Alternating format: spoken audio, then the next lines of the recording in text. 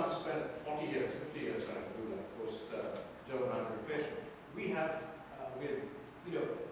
we haven't even articulated what exactly we're talking about. I mean, leave alone what rate. I mean, so this is what was monetary policy review panel, the original potato committee. That's what it's done. It's finally laid something down, saying that you should target CPI and it should be bring it down to 6% in 2 years' time. They're laying out the market. Thus far, this was operating in darkness pretty much. As to what, say the RBI governor just made something up and nobody knows what he made up. That's how we were operating. Yes. Yeah, this is totally different, but this is a question for you. You said that the schools are now, I don't know. The people in the back of the recording come Okay, and the question is that about education. You were mentioning the schools where the diploma is given without even going through any kind of exam or anything. So what is the future? And how do we educate the educators? And so all these questions are futile if you can't educate people. And so how do you solve that? No, I think it's change the Right Education Act itself. I mean, this is called from the Right to Education Act, that you cannot require a school to do board exam. So if that is the situation, is the Modi government going to do anything about that? And then how do we do it? I have no idea. I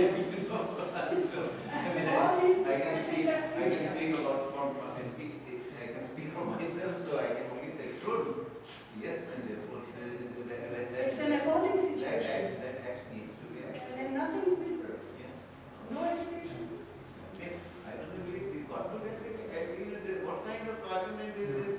Simple giving that it is pressure and therefore you can't get the exams and therefore come on, so is that so therefore we also will provide employment where you are not supposed to give work because there is pressure. So somebody should bring it up to the government as the first time. Right to certificate. Education. Right to certificate. Right to certificate.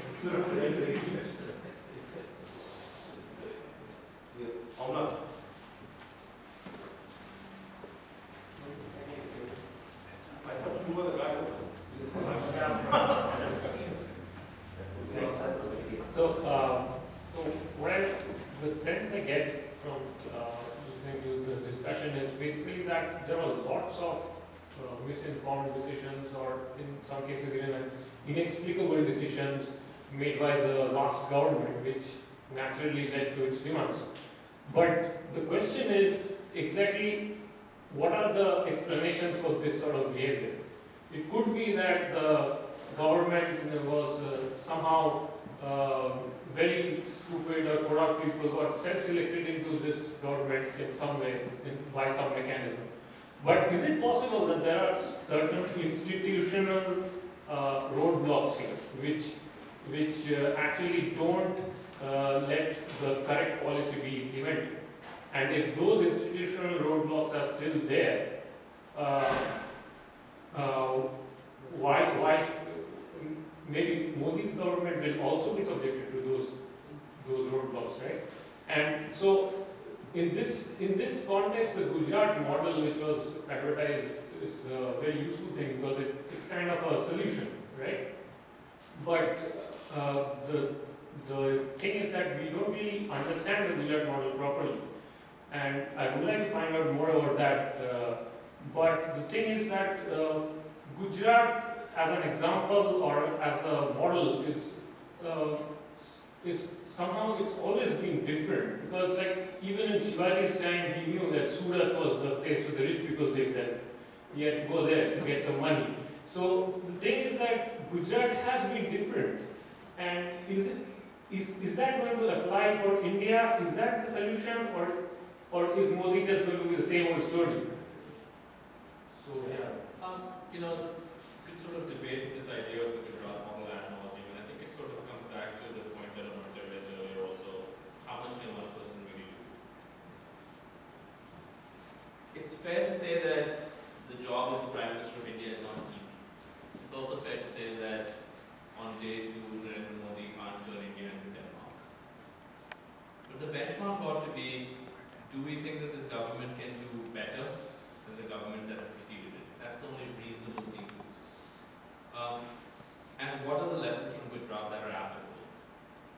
if in a very direct way, you sort of think that someone can go from ruling Gujarat with a nearly two-thirds majority, where effectively power is greatly centralized and it runs through the bureaucracy, and you can simply transplant that model of Chief Minister of Gujarat to Prime Minister of Delhi, the answer is obviously no.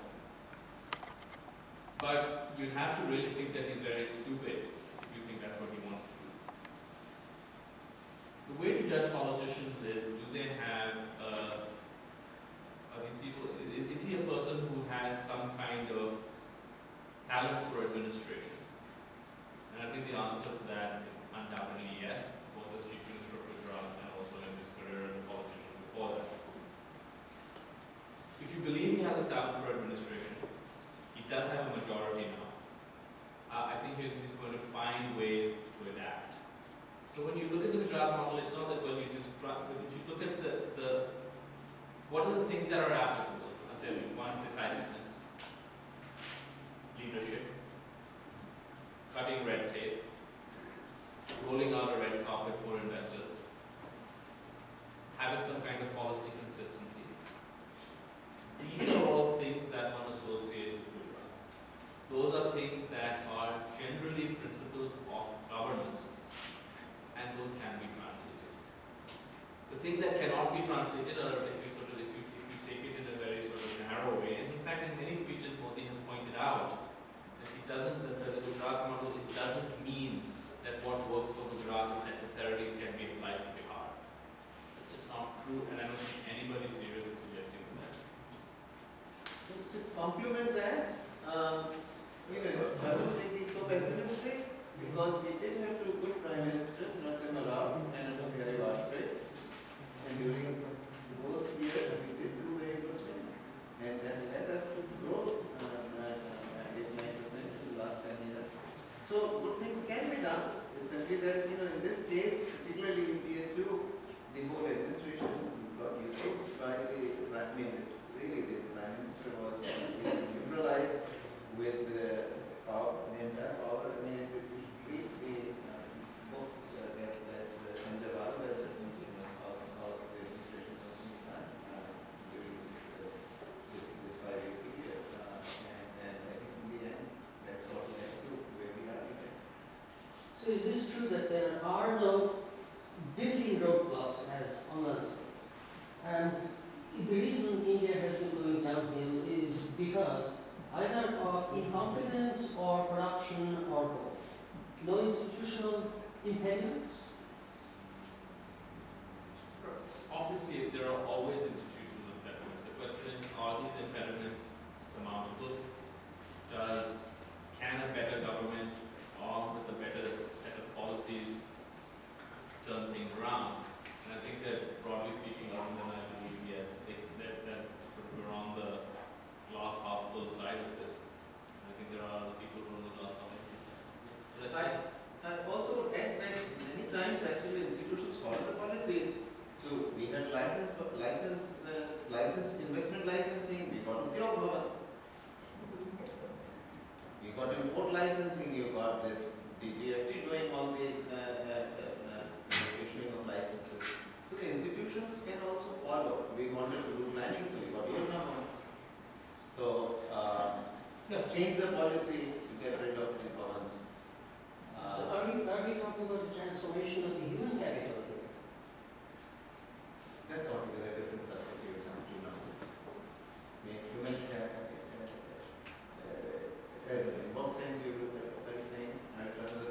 Well, I'm saying, are there, now that we have, let's say that we have better guys up there. So things are going to be better, policies are going to be more smarter, and is that what our expectation? That must be, I mean, if you believe that they are better guys, that must be the rational expectation. I mean, you could disagree with it, but I mean, if you do believe they are better guys, you must, it follows, feel that they can make a better fix of what exists. This is an imponderable. I don't know. I have no standard to judge whether they are better guys or not.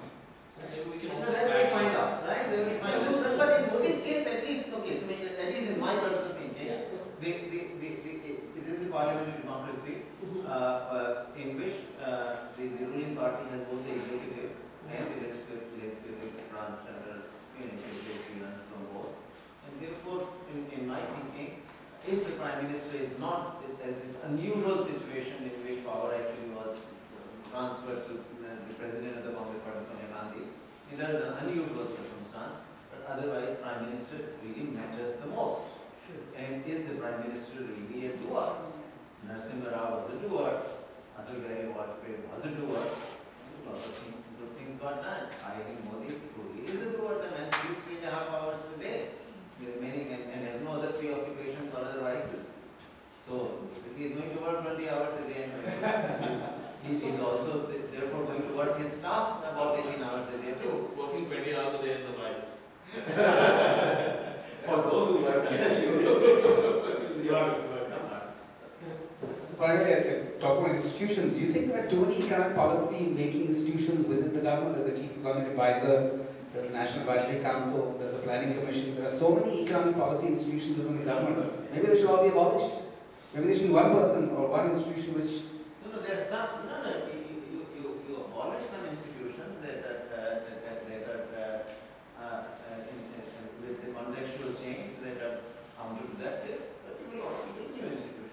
It's not like No, I'm just talking about just in terms of your understanding of the economic policy making institution which currently exists within the government setup. I read it and said it in as many words actually, including in a dialogue with Montec Singh Ahluwalia that we should abolish the Constitution. I presume also the NSA. I've been on the record. No, NSA is gone already. Gone. NSA is gone. This country has too many damn economists. No, in this case, the economists actually have been done, and the policies were being run by the NGOs. No, blame the economists. Yeah. Hi. So I feel like we're not addressing an elephant in the room that I've been noticing since the morning. Nobody's talking about Modi's human rights record or what happens with that now. So the question I'd like to pose to all of you is, where do you think that goes? Like, where does that decision, 2002, where do we go on from there? One. B, there's a tweet I read recently on Twitter that said that now that Modi is going to be PM, I better run and go have all this gay sex that I can, drink all the beer, and have all the beef that I can eat, because pretty soon that's not going to be allowed, which is obviously, it's a joke. But where do you think he's going to stand on these kind of issues? Because while he would like to, I understand the whole pink revolution argument, but is that actually feasible? Is he actually going to put that into practice? Because Indian meat is one of India's commendable exports to the world. It is. And is he going to take a stance on that and be like, okay, we're done with that? Or, what's going to happen? Could we just talk about it? We're done with beef and stuff. Not producing it or exporting it, or producing it for people who consume it within the country. So just like you guys to focus maybe on the social aspect of things and the human rights aspect, and what happens to marginalized communities, like say for example trans, LGBTQ people, and where that stuff goes on. Well, on sexual minorities, the BJP has an explicit policy on it in our foreign. This probably seems to be policy. About the human rights record, I think two words seem to be the whole discourse, which is sub judice. So, it's under advisement, the report will deal with it. And this is endlessly debated. People argue that he's being singled out. Other people argue that Manoj Gupta wrote a book arguing that the SIT actually fudged the prosecution. So, the thing is that pretty much any argument that is contested in India is internal. Regardless of the urgency or importance or resonance or significance of it. So I think, why should this be different? So I've got a slightly different take. I think that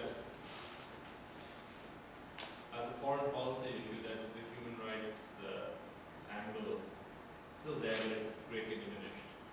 It really comes down to something very simple. Do you believe that India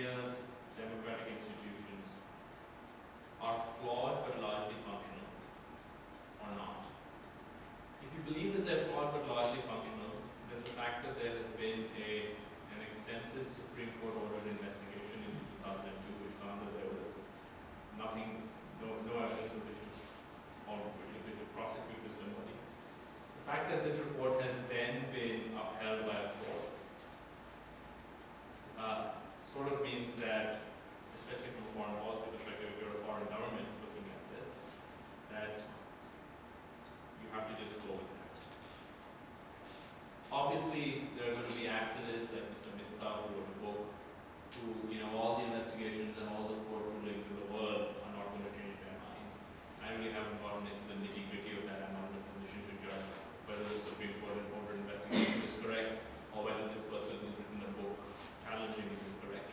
But I can say that most people, both in India and outside India, will go with what the institutions are saying rather than what a few individuals outside are saying about the institutions. So that's the first part.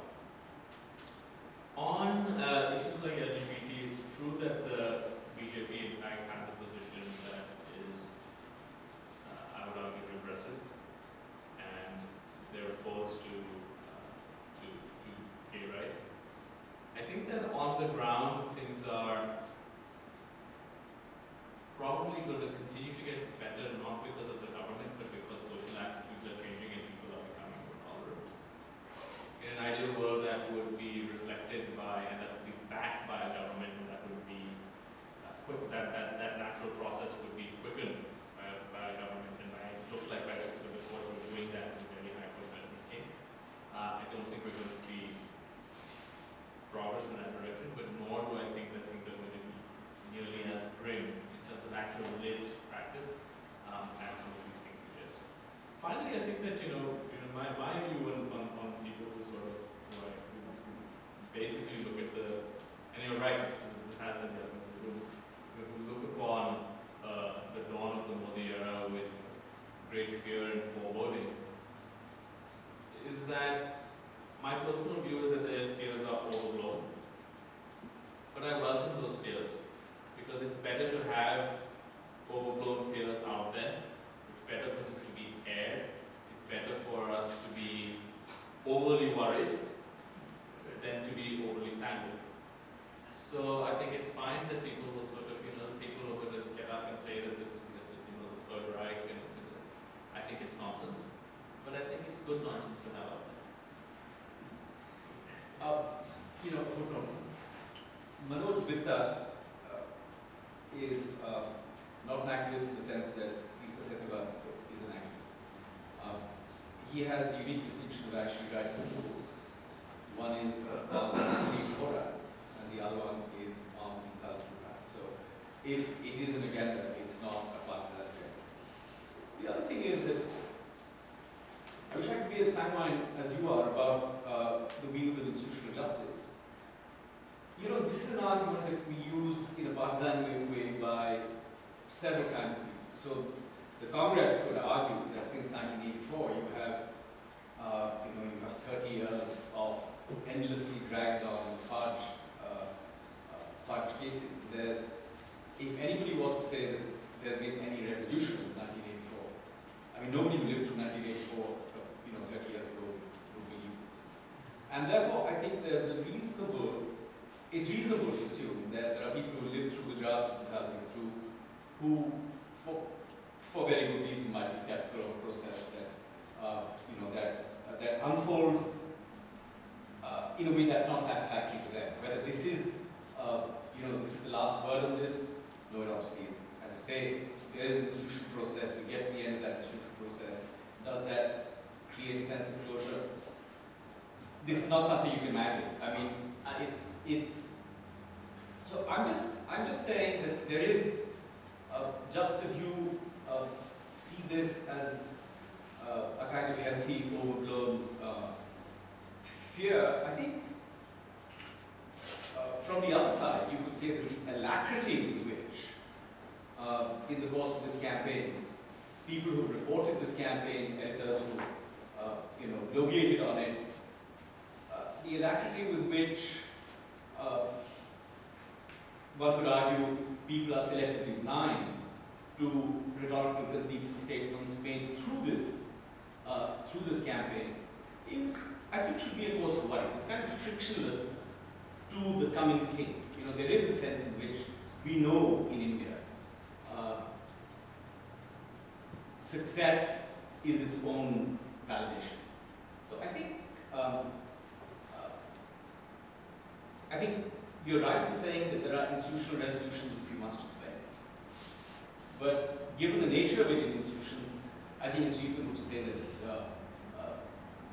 people who are left dissatisfied by these resolutions aren't necessarily unreasonable, because that's the nature of our institutions. So I'm not even making a judgment on whether people who are dissatisfied are reasonable or unreasonable. I'm just pointing out that, sure, you're never going to get 100% closure. You're certainly not going to get 100% closure among activists, or in this case, bipartisan activists, or whatever you would call it. But I think that you are going to get closure in certain very concrete ways. You're going to get closure in national politics, where people, the vast majority of voters, have moved on. And you're going to get closure in international relations, where the vast majority of governments, or all governments, have moved on. You're going to get that kind of closure. You're not going to get the other kind of closure. I think that's fine, and that's just normal in a democracy, and frankly, quite healthy. Yeah, I think we do. But I guess just to conclude this whole thing with this one last thought, is there any sense in which Modi is being held to a higher standard than a bunch of But we need another process. Is that- We need another 6 years. But you would say no, and I guess others would say yes. Would that be the way this is going to break? Yeah, no, I think You don't think he's being held to a higher standard? I think I'm waiting now. Yeah, I do think he's being held to a higher standard, but I think as long as the higher standard that he's being held to is a higher standard demanded by society, it's a good thing. It's good that you demand more, and I hope that you raise the bar in politics. I think it's unquestionable that the bar has been higher for him than for 84.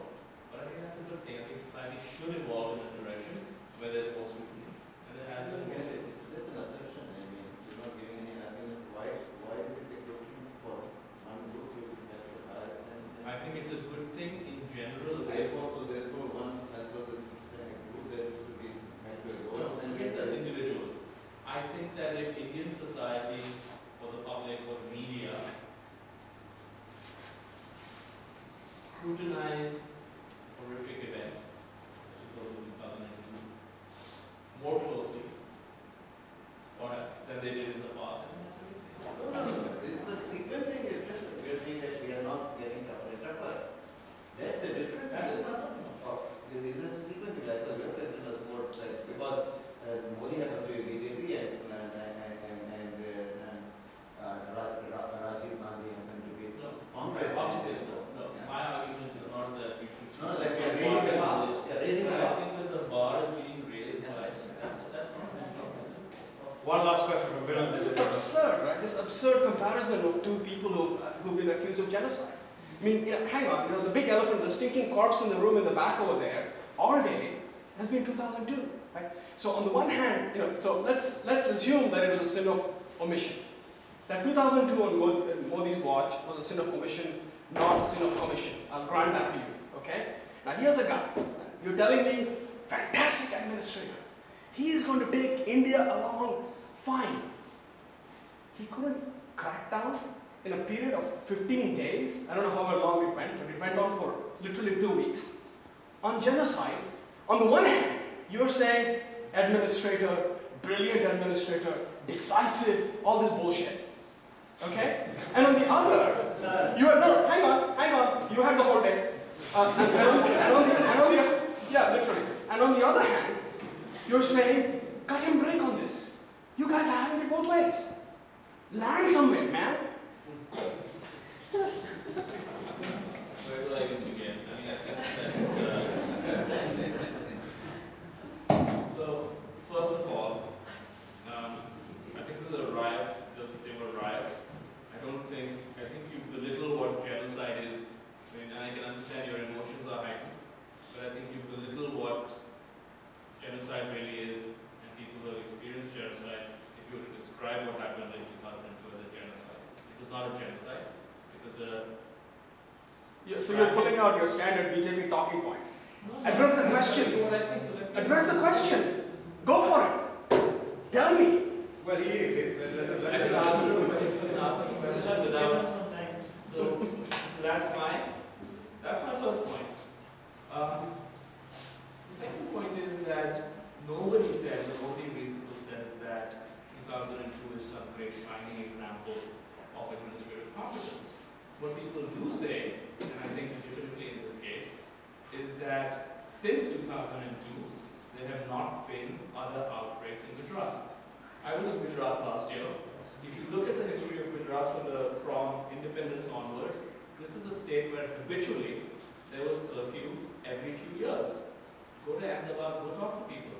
Every few years there was riots and there was a curfew. Post 2002, this has not happened. Now, I don't think that, the purpose of this exercise is not to satisfy you, you're free to hate it, but to point out why many reasonable people have come to the conclusion that this is the best bet to lead India. No.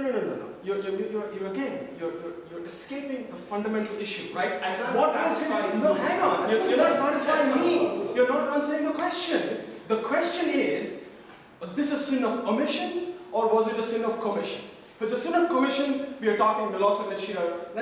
I'm willing to grant you that. Okay? Now, address the sin of omission part, right? So at some point, you're telling me that the Prime Minister of India, who's going to be the Prime Minister of India tomorrow, in fact, for a period of 10 days or so, allowed, I'll grant it to you, not genocide, riots, okay? Allowed riots to in fact lead to 2,000 deaths. I mean, is that, are you going to accept that or not, right? To me, that is kind of a bright line in which we have to choose. You can't have it both ways. There have been several riots in this country. Gujarat was one of the unfortunate riots, maybe not the biggest, but one of the very bad riots. 2,000 people did not die, about 1,000 people died. Clearly, he was unable to control that situation. You can argue that he was complicit. I think that the Supreme Court ordered an investigation to look into it and said that that is not the case. You can argue that he didn't do a good enough job, and I think that is clearly the case. I don't think any reasonable person can say that when you have 1,000 people who die on your watch, you have done a great job. I don't think anybody is saying that. I think what people are saying is that those were very special circumstances where events spun out of control. Not the first time, unfortunately, nor the last in India. We've had riots in various parts of the country. To what degree does that disqualify Modi from holding the highest office? And I think it's a reasonable position to say that disqualifies him. I think it's also reasonable, and the people have voted based on these are the options that you have before you. This person has the best record overall. Let me just add one thing to this. One reason why we're not talking about accountability here.